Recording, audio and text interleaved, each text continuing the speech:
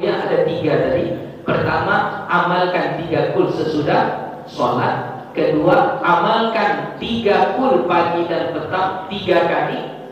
Ketiga, hayati maknanya supaya kita tidak merasa bangga, tidak merasa hebat, tidak merasa wah bahwasanya kita yang paling berkuasa. Ingat bahwasanya Allah itu Rabbin Nas, Malikin Nas, dan Ilahin Nas.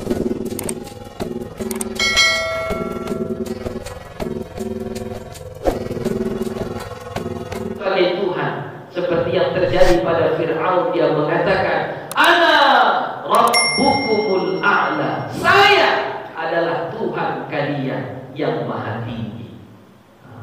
Jadi makanya dengan kita membaca surah An-Nas ini, hendaknya hati kita tersentuh bahwasanya walaupun kita mempunyai kekuasaan, kekuasaan itu adalah titipan dari Allah. Kita punya harta, harta itu adalah titipan dari Allah. Kita punya anak, anak itu adalah amanah dari Allah. Kita seorang raja, kita seorang pemimpin, kita seorang penguasa, nggak mesti Pak Bupati. Ya. Mungkin di sini ada kepala bagian di satu lingkungan itu sudah kepala, sudah malik namanya. Atau yang paling ruang lingkup terkecilnya itu adalah rumah tangga. Maka suami di situ adalah malik, dia adalah rajanya.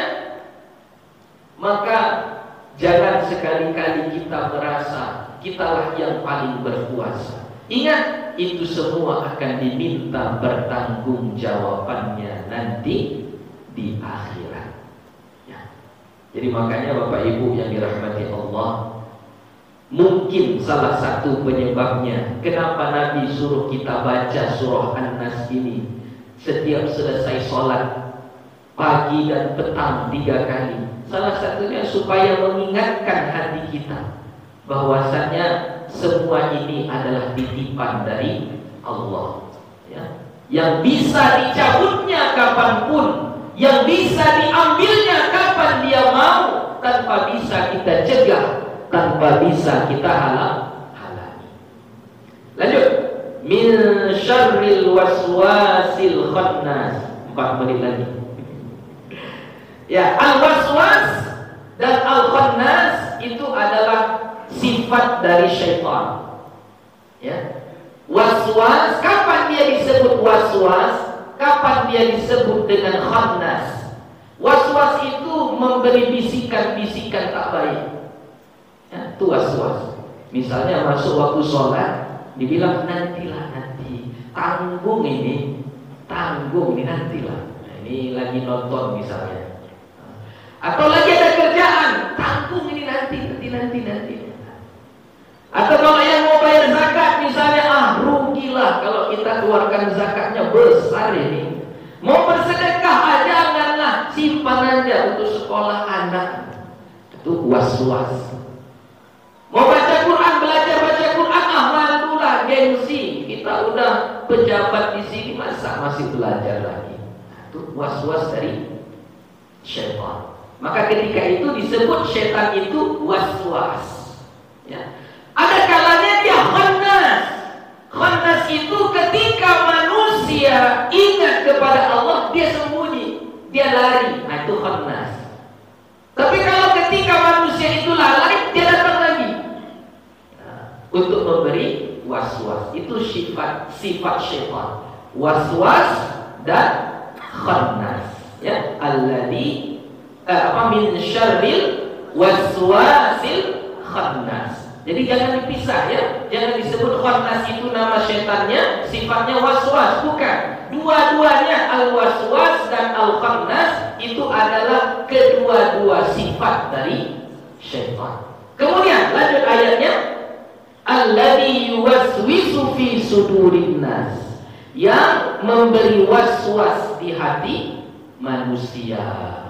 Ya, dialah yang menggoda kita subuh-subuh berat bangun subuh-subuh, tapi yang di otaknya pertama nggak sholat, nggak wudhu, nggak qiyamul lail. Otaknya pertama, kalau ibu-ibu mungkin bersih-bersih dulu, masak-masak dulu, apa semua beres-beres dulu, baru terakhir nanti sholat, ya.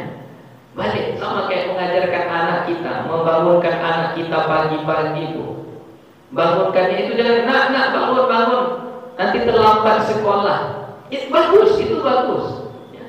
Bagus itu. Tapi yang paling bagus ada, nak bangun, dah masuk waktu subuh, terlambat nanti subuhnya. Itu lebih bagus.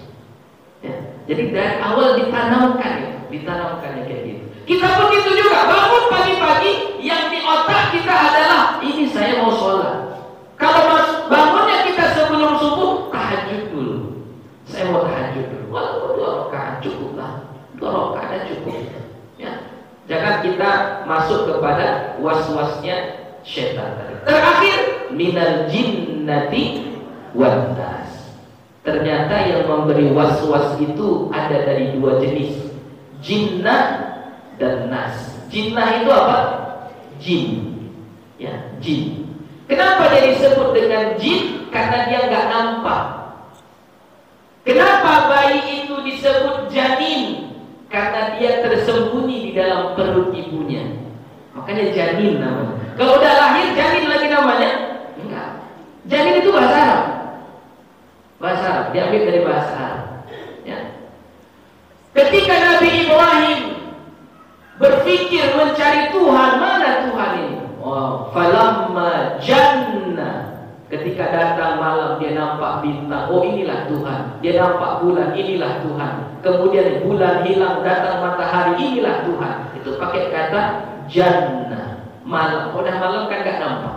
Jadi makanya kenapa jin disebut jin? Karena dia gak nampak sama mata manusia. Nah, kalau dari jin ini kata ahli tafsir itu nggak pala susah, nggak berat-berat, tapi nggak pala susah untuk menghadapi was-was dari jin ini. Tapi was-was dari manusia ini yang bahaya. Ada yang bahaya. Oh, berarti ada juga setan itu manusiawi ya, sifatnya. Ya.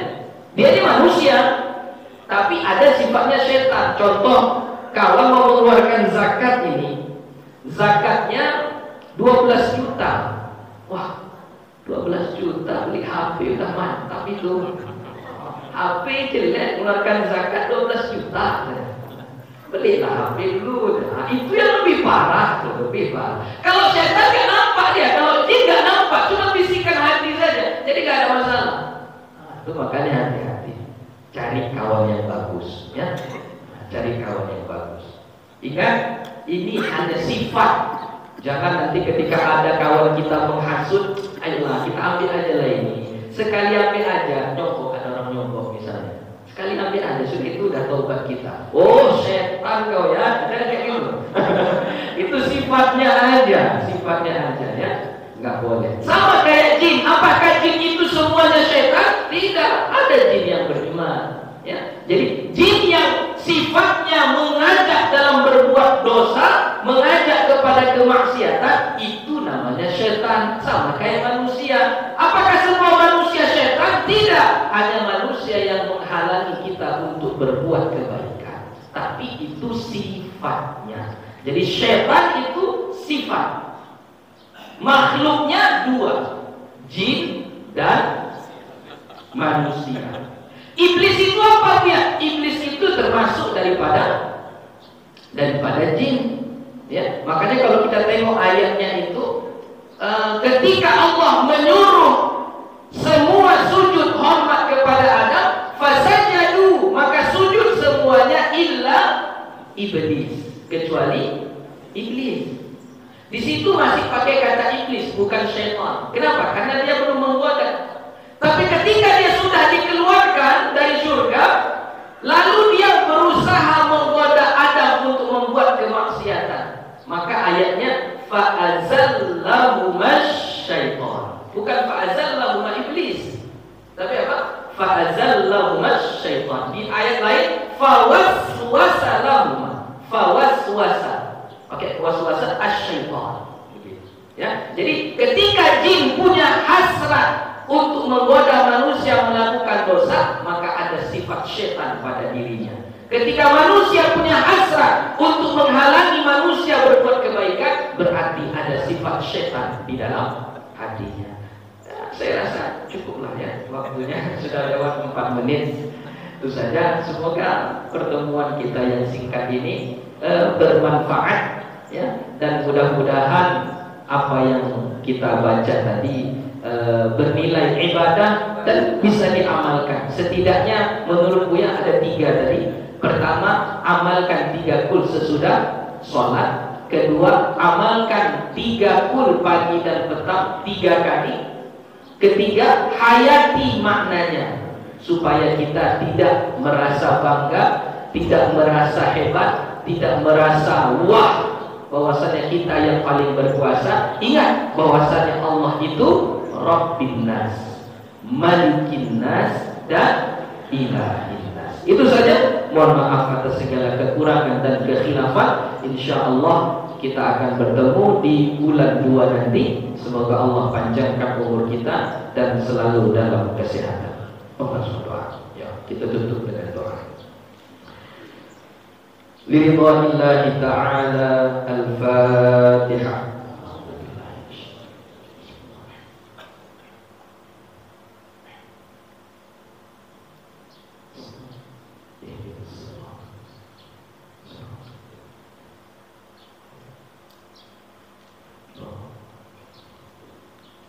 Bismillahirrahmanirrahim.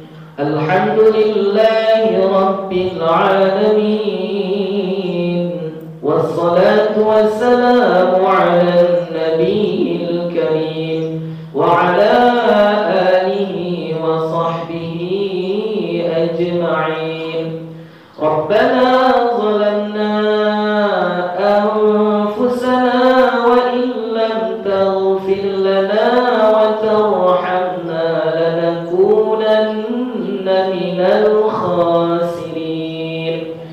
Rabbana ighfir lana wa liwalidina wa lilmu'minina yawma yaqumul hisab.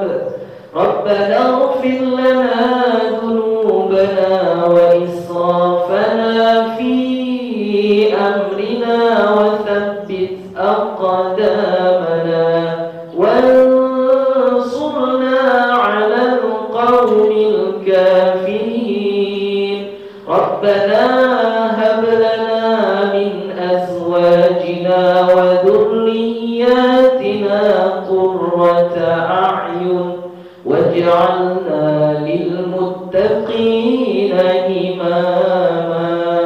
Rabbana la tuzigh qulubana ba'da idh hadaytana wa hab lana min ladunka rahmah innaka antal wahhab.